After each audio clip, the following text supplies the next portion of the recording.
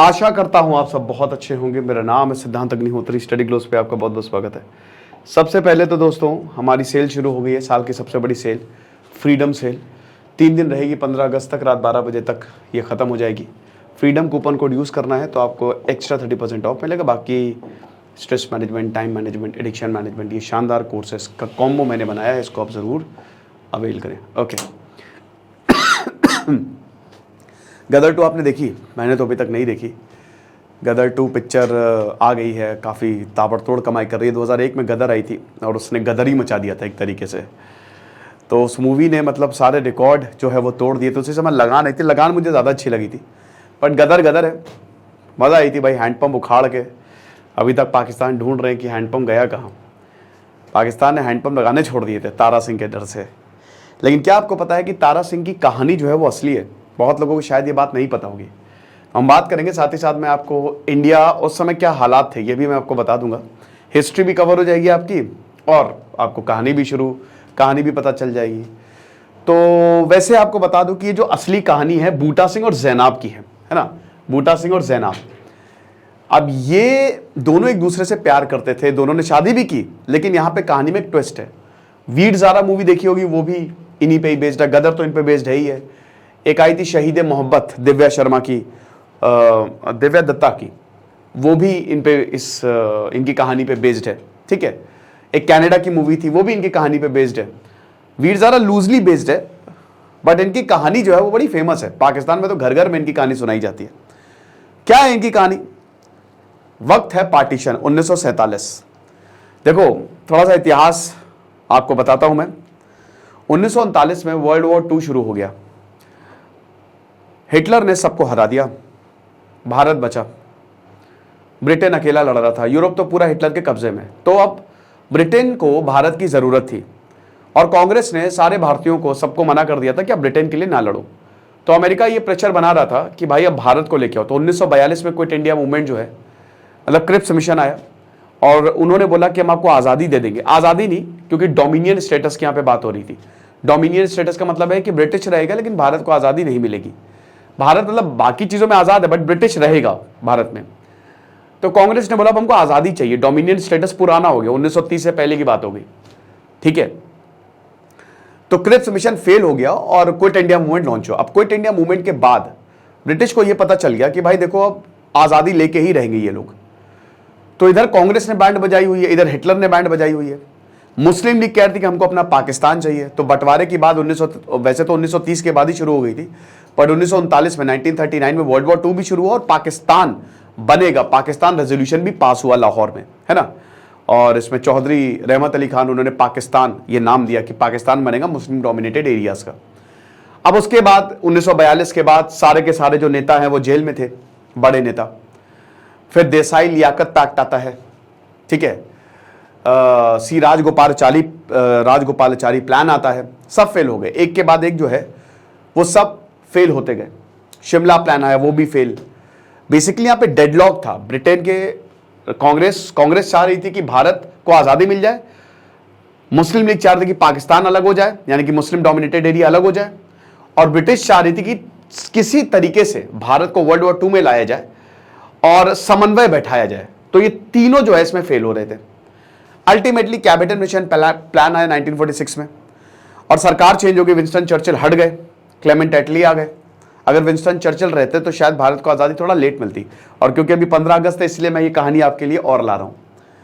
तो जब क्लेमेंट एटली आए तो उन्होंने बोला कि भाई देखो, बोरिया बिस्तर बांधो, निकलो यहां से। डीकोलोनाइजेशन शुरू हो गया था और ब्रिटेन ने सबको आज़ादी दे दी। जो भी उसकी कॉलोनी थी सब आज़ाद हो गए। लेकिन ब्रिटेन को किसी से मतलब नहीं था, उनको बोला बस आज़ादी दो भाई। आज़ादी 1948 में मिलनी थी, लेकिन अनाउंस होता फरवरी में कि 1947 में ही दे देंगे हम। रैडक्लिफ को बुलाया, बोला कि बाउंड्री ड्रॉ कर दो। भाई पंजाब में, पाकिस्तान में, भारत में आखिरी वक्त तक लोगों को नहीं पता था कि बंटवारा होना है कि नहीं होना है। आखिरी वक्त पे पता चला, 1-1.5 महीने पे, कि भाई देखो बंटवारा हो रहा है। जो पाकिस्तानी है, मतलब जो मुस्लिम्स है, वो जिनको जाना है वो वहां चले जाए, और जो उधर पाकिस्तानी पंजाब में जितने भी हिंदू सिख है वो यहां आ जाए। तो भाई बंटवारा हो गया एकदम से। रैडक्लिफ ने बोला कि भैया बस 15 अगस्त 1947 में हम लैप्स ऑफ पैरामाउंटेंसी हो जाएगी। माउंटबैटन, उस समय लॉर्ड माउंटबैटन थे, लॉर्ड माउंटबैटन अपना प्लान लेके आए, डिकी बर्ड प्लान। 1947 जून 1947 में ये प्लान आया और फाइनली इसमें यह था कि पाकिस्तान अलग बनेगा, भारत अलग बनेगा और जो प्रिंसली स्टेट है वो ज्वाइन कर ले या तो भारत को या पाकिस्तान को, आजाद रहे। ठीक है, तो ये कहानी पूरी की पूरी बनी। अब बंटवारा, पार्टीशन एक ऐसा अध्याय है जो भारत के और पाकिस्तान के और दुनिया के इतिहास का ज्यूइश होलोकॉस्ट के बाद सबसे दर्दनाक अध्याय है, क्योंकि इसमें कितने लोग मारे गए, कितने हिंसा हुई, भयानक दंगे हुए। पाकिस्तान से ट्रेन आ रही है तो लाश ही लाश, भारत से ट्रेन जा रही है तो वहां पे भी कितने सिख हिंदुओं ने अपने बहन बेटियों की गला काट दिया, उनको मार दिया जान से, ताकि उनकी आबरू बचाई जा सके। ऐसा हिसाब किताब, परिवार पे परिवार खत्म हो गए। भाग मिल्खा सिंह देखिए, भाग मिल्खा भाग देखी होगी आपने, तो उसमें भी मिल्खा सिंह के साथ कितने लोग, इधर पंजाब, क्योंकि आधा पंजाब पाकिस्तान में चला गया, तो इधर पंजाब से जो है वो पाकिस्तान जा रहे हैं, पाकिस्तान से पंजाब आ रहे हैं, उधर बंगाल बट गया, तो बड़ी मुश्किल हुई, बहुत ज्यादा दिक्कतें हुई और ये पूरा 1-1.5 साल तक चला। अब इसी दौरान बूटा सिंह जो कि इंडियन आर्मी में काम करते थे उस समय ब्रिटिश के साथ, वो बर्मा में तैनात थे। अब कहा जाता है कि जालंधर के रहने वाले, ठीक है, और लुधियाना के, ये दो, देखिए मैंने बहुत सारे आर्टिकल्स पढ़े, अब इनकी कोई किताब नहीं लिखी गई इनके ऊपर, तो इसमें दो चीजें, या तो ये लुधियाना के थे या फिर ये जालंधर के थे। चलो लुधियाना ज्यादातर मुझे मिला तो हम लुधियाना कहीं मान के चलते हैं। तो लुधियाना भी इंडस्ट्रियल एरिया, आपको बता दूं। बूटा सिंह जो है वो ब्रिटिश आर्मी में तैनात और उसके बाद 1947 में बंटवारा हो गया। तो अब जैसे मूवी में दिखाया, सकीना गदर में नहीं दिखाया है कि जिस तरीके से लोग सकीना को घेर लेते हैं, ऐसे ही जैनाब जो है उनको लोगों ने घेर लिया, बट बूटा सिंह ने जैनाब को बचा लिया। अब जब बूटा सिंह ने जैनाब को बचाया, जैनाब का जो परिवार था वो रहता था लाहौर में, लाहौर के बाहर एक नूरपुर एरिया है, वहां पे रहता था। तो जैनाब अब भारत में ही बूटा सिंह के साथ रहने लगी और धीमे धीमे दोनों में प्यार हुआ, दोनों ने शादी कर ली, दोनों की 2 बेटियां तनवीर और दिलवीर। अब धीमे धीमे जो है, जो बंटवारे की हिंसा थी, जो आग थी, वो शांत हुई। 1950 आ गया, भारत में संविधान आ गया, 26 जनवरी 1950 को संविधान लागू हो गया। भारत में 1952 में इलेक्शन हुए, कांग्रेस की सरकार आई। 1957 में दूसरी बार इलेक्शन हुई, लेकिन 1957 में एक और चीज हुई। 10 साल बाद एक इंडो पाकिस्तान डोमिनियन ट्रीटी हुई। उसमें क्या था? उसमें यह था कि भारत में और पाकिस्तान में जो भी औरतें और बच्चे डिस्प्लेस हुए हैं उनको वापस भेज दो। 10 साल बाद जब इनकी पूरा परिवार जो है यहां पे बस गया, और ऐसा बोला जाता है कि इनका ट्रकों का ही बिजनेस था। तो अब हुआ क्या कि जब जैनाब को यह पता चला कि भाई हमको पाकिस्तान वापस जाना, अच्छा पहले तो जैनाब, भाई देखो किसी को मालूम तो था नहीं, लेकिन ऐसा बोला जाता है, मैंने एक आर्टिकल में पढ़ा था कि बूटा सिंह के एक करीबी ने यह मुखबरी कर दी थी कि ये देख रहे हो पाकिस्तान से औरत आई है, यहां पे रह रही है। तो उसके बाद फिर अथॉरिटीज आई। अब बूटा सिंह बहुत गिड़गिड़ाया, बहुत ही उन्होंने हाथ पैर जोड़े, लेकिन कुछ हुआ नहीं। अब फिर इनको जैनाब को बोला कि आप पाकिस्तान जाओ अपने बच्चियों को लेके। तो यहां पे जब ये पाकिस्तान जा रही थी तो पूरा गांव इनको छोड़ने आया था। बूटा सिंह की आंखों में आंसू, लेकिन बूटा सिंह को एक उम्मीद थी कि वापस आ जाएंगी। लेकिन जैसे ही ये नूरपुर गई, 2 कहानियां हैं। एक तो कहानी ये है कि शायद इनके माँ बाप ने ये किया, जैनाब के माँ बाप ने ये किया, जैसा गदर में दिखाया है। दूसरी कहानी है कि जैनाब के माता पिता का देहांत हो गया, प्रॉपर्टी इनकी बहन के पास चली गई, और इनके जो चाचा जी थे वो चाहते थे कि अब जो इतिहास हो गया वो हो गया, मतलब शादी कर ली हिंदुस्तान में, उसको भूल जाओ, हमारे बच्चों से शादी कर लो। तो काफ़ी प्रेशर बनाया गया जैनाब के ऊपर, बहुत ज़्यादा दिक्कत हुई। तो अब हुआ क्या कि जब बूटा सिंह को यह पता चला तो बूटा सिंह का मूड खराब, कि अब क्या करे। तो बूटा सिंह ने पहले इस्लाम कबूल किया और उसके बाद इल्लीगली जो है वो पाकिस्तान गए।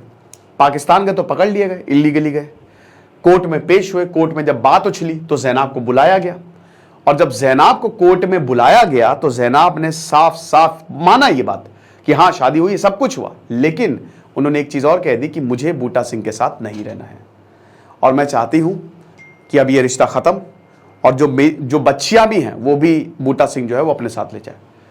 अब जिस जैनाब के लिए बूटा सिंह सरहद पार करके गए थे, उन्होंने ही धोखा, बहुत ज़्यादा दिल टूट गया।